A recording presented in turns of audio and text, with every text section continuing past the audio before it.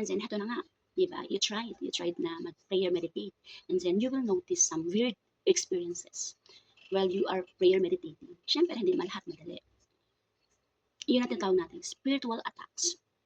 Believe it or not, demon really exists. And you want some proof?